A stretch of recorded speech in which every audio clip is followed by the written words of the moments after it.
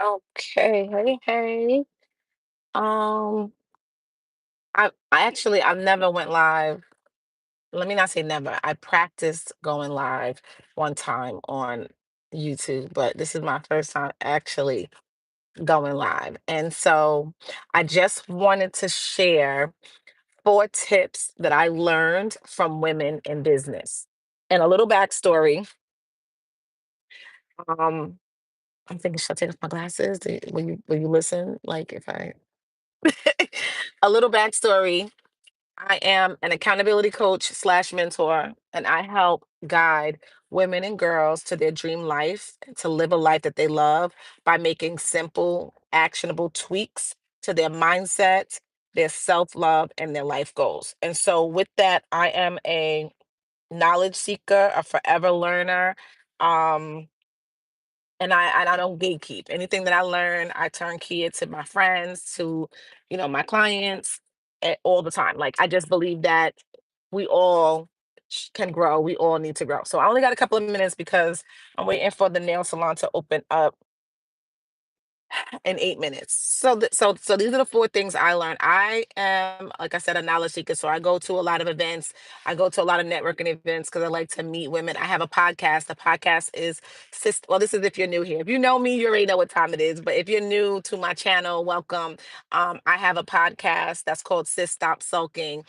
Sulking is basically when you feel resentment towards something or someone, or and you sulk about it, right? So I with that, I always teach strategies and tips for you to grow and to elevate and to not sulk and not worry, not complain, not blame, not shame, and all of those things. And so at these events, I always set my intention for why am I here? What do I want to go? What do I want to leave with? Who do I want to connect with? How do I want to show up as an authority in my field and knowing what I know? And so it's very that's another tip in itself. This is not one of the tips, but whenever you're going to an event, whether it is a networking event, a party, church, wherever you are, you should set your intentions for what it is that you want to leave with and how you want to show up. And so the first tip that was like a common theme at this event, there were about maybe 10 speakers. It was called the International Women's Conference, and it was held at Hofstra. And it was dope. And so they had over 15 vendors or whatever. But so the common theme at this event was self-love. And so the first thing was put yourself first. And I was like, okay, now y'all talking my language, right? I put myself first. That's what I do, that's what I teach. And so every woman that got up there was telling us how important it is to put ourselves first and how it's not selfish, because subconsciously we have this mindset where we feel like it is a selfish act to put ourselves first, especially if we're moms and wives. And in fact, we need to put ourselves first so that we can show up as a better mom, a better wife, because we are feeling good and feeling happy. I remember I seen on TikTok or Instagram where there was this trend going on where it was a man and he was saying, no, it was a woman and she was saying, the most important part that shows how kids are thriving is the happiness of their mother. And so if you are a mom and you're not putting yourself first and you're not happy, your kids are not thriving, and they're looking at you, and so you're not being the representation. And also, how can you pour from an empty cup, right? And so that was like the top theme. I started that like number one. I'm like, every time these women get up, they're somehow some way talking about putting ourselves first. And so then the second thing was to not feel guilty for doing things and leaving your kids out, or leaving somebody out because it's something that you have to do. A lot of times we don't take vacations, or we don't go to these museums, or we don't go out to dinner because we can't take our kids, or because like whatever. So it was basically not don't feel guilty for not being around for your kids. So you have to do I don't know what happened, but it still says I'm live, so I'm sorry. I will also put my yes. Lead with love for sure. And so it was saying that don't feel guilty for not being there for your kids all the time.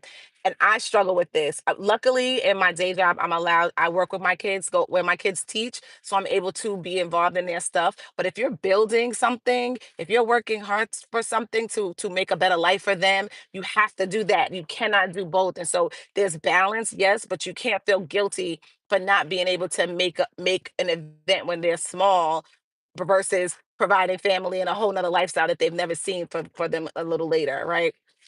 The third thing was showing up in your feminine energy. Even though a lot of us work in careers where, we're the minority, whether we're black or whether we're Hispanic, Spanish, whatever, or female, but still being feminine, leading with your feminine energy. And I love that because for the past 2, 3 years, I have completely embodied my feminine energy. Like I understand that be knowing, not trying to be like Miss Know It All or I got it because I don't, and knowing when to ask for help and knowing that.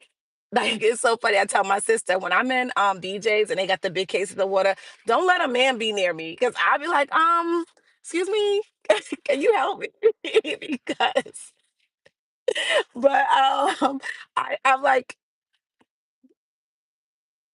for sure, for sure. But I'm like in my feminine energy all the time because I'm like at work, I have to make 100 million decisions a day, right? And so it's very important to still be in your feminine wherever you are, not feeling like you have to conform. So what I'm saying is that dress how you feel. If you feel soft and pretty today, dress like that. Don't feel because you work in a male dominated industry, you have to wear black blazers and black pants. You know what I'm saying? Like show up as your authentic self. If that's you, that's you, no shit. I'm not saying, anything's wrong with that. But what I am saying is operate in your feminine energy. And so at this conference, that was another theme. It was so many beautiful women in the room, and they were just saying, like, there's more. We gotta know there's masculine and feminine. We have masculine and feminine energy in us, everybody, male and female.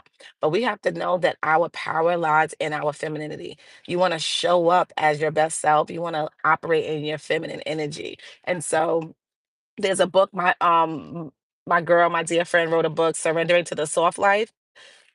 Excuse me. Her name is Tanisha Polk. That book was so transformative for me. It was amazing because it gives you practical strategy because we've been living in survival mode our entire life, especially if you're 80s 90s baby. You had to figure stuff out. You had nobody was coming, and if that's just my story then whatever, but nobody was coming. And so I had to figure it all out, and I had to make sure that it was, I was moving and, doing. I got to make it. If I don't do it, it ain't gonna work. If I don't do it, it ain't gonna happen. But there is so much more to know to that because you don't have to be, no, I'm not damsel in distress, but I don't have to be Shiro. You know what I'm saying? So that was one of the themes. And then the last thing that was obvious and a common theme in the room was building relationships, building healthy relationships, getting in a community, finding a mentor, being around other like minded individuals that are going to uplift you, support you, navigate with you, right?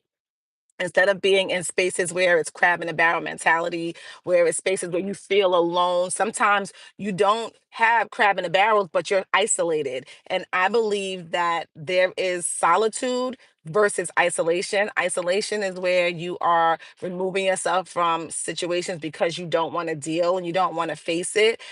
Solitude is when you're getting grounded with God and you're in a space of you're seeking Him, you're seeking more, you're seeking to for things to be revealed to you. So there is a difference.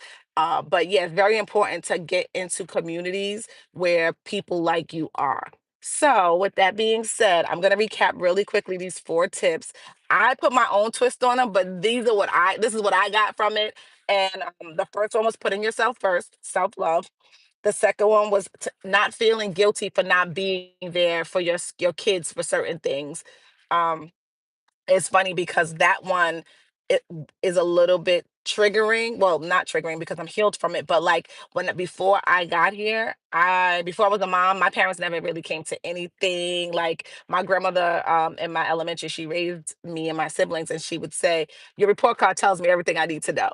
Right? And so parents conferences and different things like that, chorus performances and things like that. My parents didn't come, and I vowed that when I have children, I would never not show up for them, you know? And so I would run myself, and I have 3 children. So I would be here and then crossing time and going there, leaving early, whatever that looked like.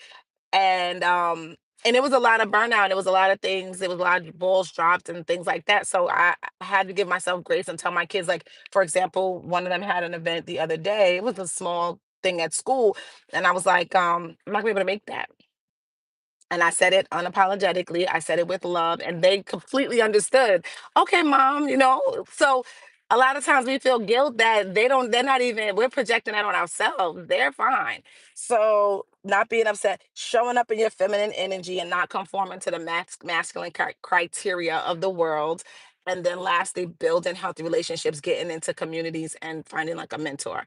So if this was helpful, let me know in the comments which one of these tips you would like to implement, you want to know more about, you are already doing, whatever that is, let me know. I feel like going live was kind of cool. Like this, I probably do this a little bit more. Thank you for tuning in. Thank you, thank you, thank you. Follow me. I'll be showing up more, but also I have a podcast, Sis Stop Sulking podcast, which relaunching actually. It's in a relaunch, new look, same good energy, same good information, guests, solo episodes, me teaching, things like this. And yeah, so have a great, amazing day. Okay, now I think I just exit out.